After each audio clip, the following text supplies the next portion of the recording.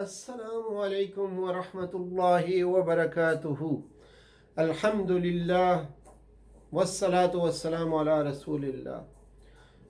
اعوذ باللہ من الشیطان الرجیم. بسم اللہ الرحمن الرحیم.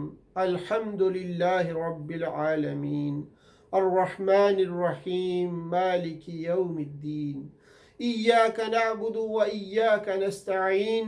اہدنا الصراط المستقیم صراط الذین انعمت علیہم غیر المغضوب علیہم ولا الضالین آمین. قرآن کا وہ ٹکڑا جو 3 آیات یا اس سے زیادہ پر مشتمل ہو اسے سورہ کہتے ہیں. سورت کیا ہوتی ہے جی؟ قرآن کا وہ ٹکڑا جو 3 آیات یا اس سے زیادہ پر مشتمل ہو اسے سورہ کہتے ہیں. سورہ اس کی جمع سور بمانی علو بلندی سے بنا ہے. قرآن کریم میں کل 114 صورتیں ہیں جن میں 86 مکی اور 28 مدنی ہیں. صورتوں کے نام توقیفی ہیں، یعنی ان میں کوئی رد و بدل کی اجازت نہیں ہے اور ان کے معنی بھی نہیں کیے جا سکتے، جیسے عام ناموں کے معنی بھی نہیں کیے جا سکتے. سورہ فاتحہ کے نام احادیث میں زیادہ آئے ہیں. سورہ فاتحہ کے نام دیکھیے، سورہ فاتحہ کا پہلا نام فاتحۃ الکتاب، ام الکتاب، ام القرآن، سورۃ الحمد، القرآن العظیم، سورۃ الصلاۃ، الشفاء، الرقیہ، السبع مثانی، سورۃ الاساس، الوافیہ، الکافیہ، سورۃ التعلیم المسئلہ. آیت لفظی معنی نشانی اور علامت کے ہیں. آیت کے قرآن کے جملوں کو آیات اس لیے کہا گیا ہے کیونکہ یہ ایک کلام کی ماں بعد سے الگ اور جدا ہونے کی علامت ہے. قرآن کریم کے کل آیات 6236 ہیں. بسم اللہ الرحمن الرحیم. تمام امت کا اس پر اجماع ہے کہ بسم اللہ قرآن کی سورہ نمل کی ایک آیت کا جزو ہے. اکثر علماء کے نزدیک بسم اللہ سوائے سورہ توبہ کے باقی صورتوں کا جزو ہے، اور اس کی دلیل یہ ہے کہ سورہ فاتحہ کو السبع المثانی کہا گیا ہے. 7 آیتیں بار بار دہرائی جانے والی، جس کا مطلب ہے امام مالک رحمۃ اللہ علیہ، امام ابو حنیفہ رحمۃ اللہ علیہ اور کچھ دوسرے علماء کہتے ہیں کہ بسم اللہ الگ منفرد آیت ہے جو صورتوں کے آغاز اور ان کی جدائی کے لیے لکھی جاتی ہے. ہمیں حکم ہے کہ ہم اپنے تمام کاموں کی ابتدا بسم اللہ سے کریں.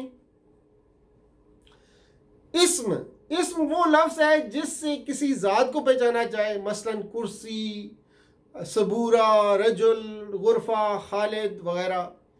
اسم سمو سے بنا ہے جس کے معنی بلندی اور رفعت کے ہیں.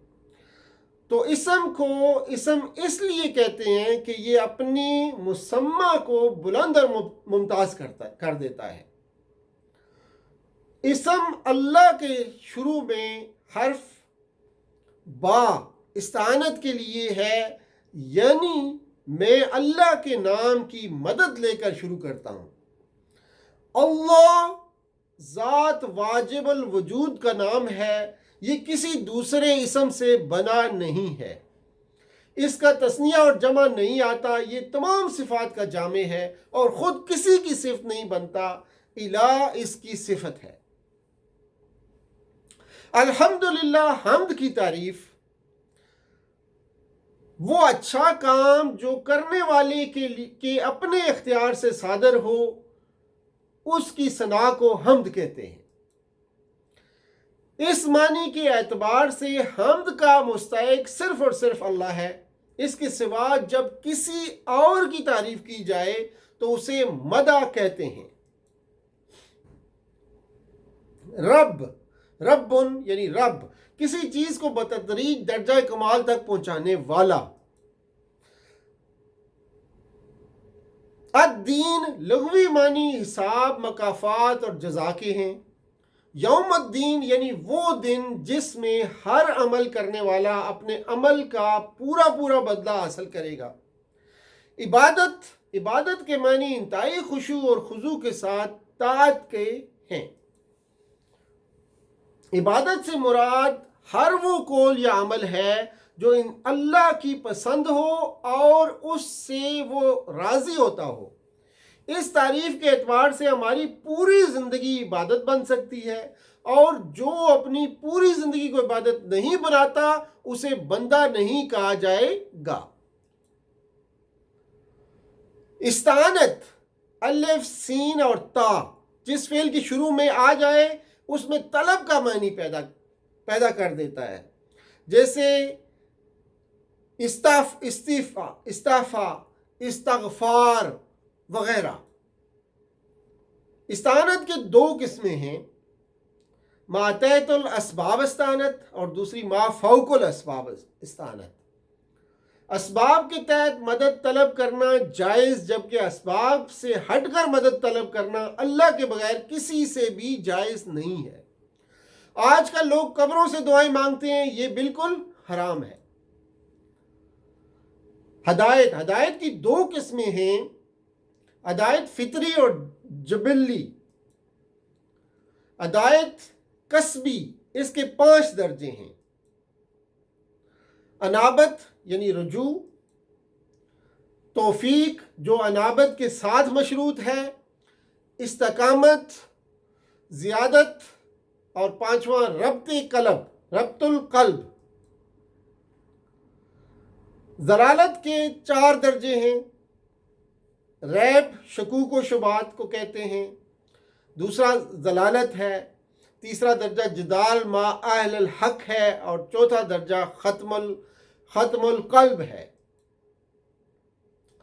صراط یعنی راستہ، اس سے مراد دین کا راستہ ہے۔ راستے کو عربی میں سبیل اور طریق کہتے ہیں، صراط نہیں۔ صراط مستقیم سے مراد حق کا راستہ یعنی اسلام کا سیدھا راستہ ہے، جسے قرآن نے بیان کیا۔ اور انعمت علیہم میں جب بات کرتے ہیں، منعم علیہم کون ہیں؟ وہ انبیاء ہیں، صدیقین ہیں، شہداء ہیں اور صالحین ہیں۔ مغضوب علیہم کی جب ہم بات کرتے ہیں سورہ فاتحہ میں، وہ لوگ جنہوں نے حق جاننے کے بعد اس کا انکار کیا، جیسے یہود اور ابو جہل وغیرہ۔ ضالین کون ہیں؟ ضالین کی 4 اقسام ہیں، جن تک دعوت رسول نہیں پہنچی، دوسرے جن تک دعوت تو پہنچی لیکن انہیں ایمان لانے کی توفیق حاصل نہیں ہو سکی، تیسرے جن تک دعوت رسول پہنچی انہوں نے اس کی تصدیق کی لیکن اس کے اصول اور دلائل کو انہوں نے پیش نظر نہیں رکھا۔ اس گروہ نے اصول و عقائد کے فہم میں اپنی خواہشات کی پیروی کی، بدعت ڈھونڈ نکالے اور قرآن کے بتائے ہوئے اصولوں اور سلف صالحین کے عقائد سے انحراف کیا۔ یہ تیسرے۔ اور چوتھے جو اعمال میں گمراہی اختیار کرتے ہیں اور وضع کردہ احکام میں تحریف سے کام لیتے ہیں، جیسے نماز، روزے اور دیگر عبادات کے مفہوم میں خطا و انحراف سے کام لیتے ہیں، جیسے غلام احمد پرویز فرقہ۔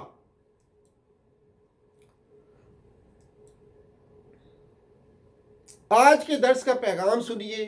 اللہ ہی حمد و ثنا کے لائق حقیقی ہے، رحمتیں اور برکتیں اسی کے پاس ہیں۔ اس کی رحمت، اس کی عبادت کرنی چاہیے اور اسی سے مدد مانگنی چاہیے۔